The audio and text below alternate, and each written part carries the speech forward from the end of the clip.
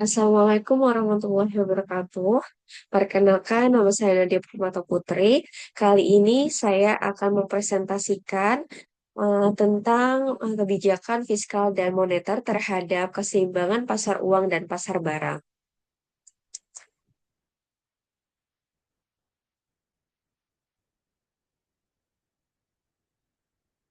Pertama-tama, pengertian kebijakan fiskal. Kebijakan fiskal adalah kebijakan ekonomi yang diambil pemerintah untuk mengelola pendapatan dan pengeluaran negara, guna mempengaruhi kondisi perekonomian.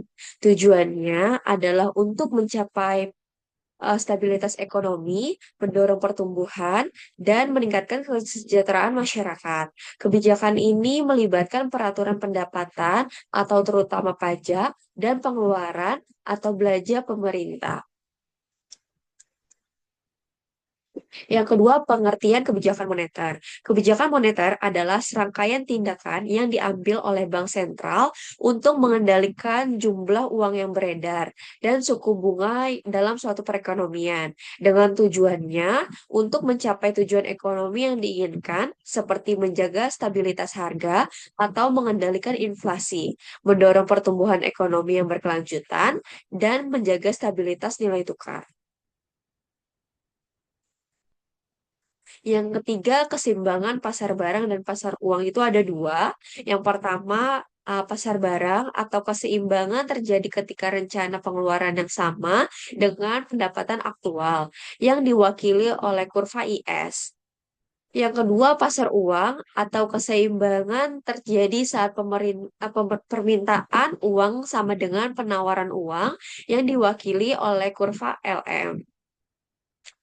IS sama LM model atau titik potong kurva IS dan LM menunjukkan keseimbangan ekonomi menentukan tingkat pendapatan yang dilambangkan oleh Y dan suku bunga yang dilambangkan oleh R. Yang keempat, pengaruh kebijakan fiskal dan moneter. Kebijakan fiskal ekspansif atau peningkatan belanja atau pengurangan pajak, yaitu mendorong permintaan agregat, kurva IS bergeser ke kanan dengan meningkatkan output dan pendapatan nasional. Dengan contohnya, yaitu pemerintah menaikkan belanja infrastruktur untuk mengurangi pengangguran. Sedangkan kebijakan moneter ekspansif menambahkan uang yang beredar seperti menurunkan suku bunga, yaitu menambah likuiditas, menurunkan suku bunga dengan kurva LM bergeser ke kanan dan meningkatkan investasi dan pendapatan. Contohnya, Bank Sentral menurunkan suku bunga acuan untuk mendorong kredit dan investasi. Yang kelima, contoh soal.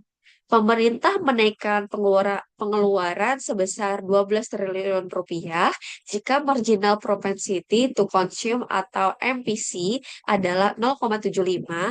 Berapakah kenaikan total pendapatan nasional output yang terjadi? Jawabannya, multiplier fiskal sama dengan 1/1 dikurangi MPC sama dengan 1/1 dikurangi 0,75 sama dengan 4.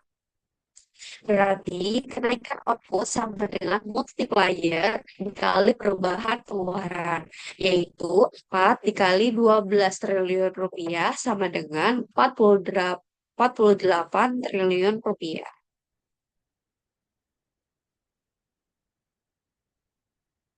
Yang keenam, kesimpulan, kebijakan fiskal dan moneter saling melengkapi dalam menjaga stabilitas dan pertumbuhan ekonomi.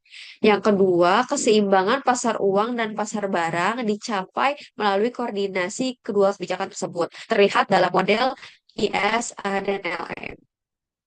Pemahaman terhadap kedua kebijakan ini sangat penting untuk menganalisis respon pemerintah atau bank sentral terhadap masalah ekonomi makro, seperti inflasi, pengangguran, dan pertumbuhan ekonomi.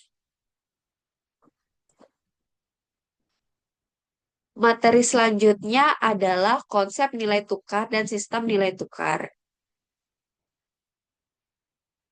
Pengertian nilai tukar atau exchange rate adalah harga satu mata uang terhadap mata uang yang lain yang digunakan dalam transaksi pembayaran internasional.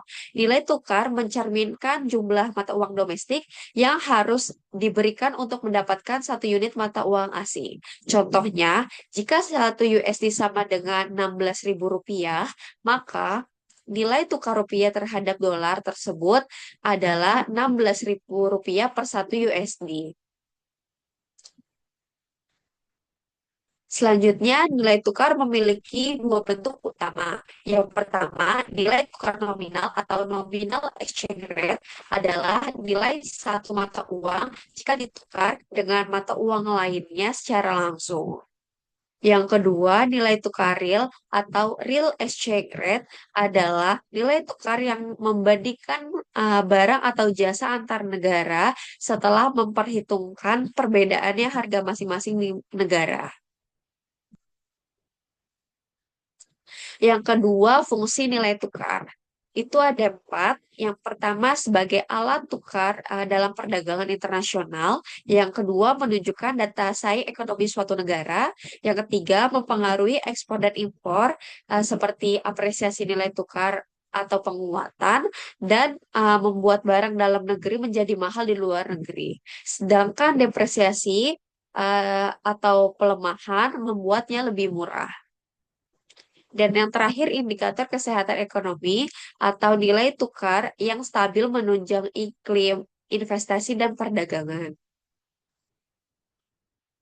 Yang ketiga, faktor yang mempengaruhi nilai tukar itu ada lima. Yang pertama, permintaan dan penawaran valuta asing. Yang kedua, inflasi dan suku bunga. Yang ketiga, kebijakan pemerintah atau bank sentral. Yang keempat, neraca perdagangan dan arus modal. Dan yang terakhir, situasi politik dan ekonomi global.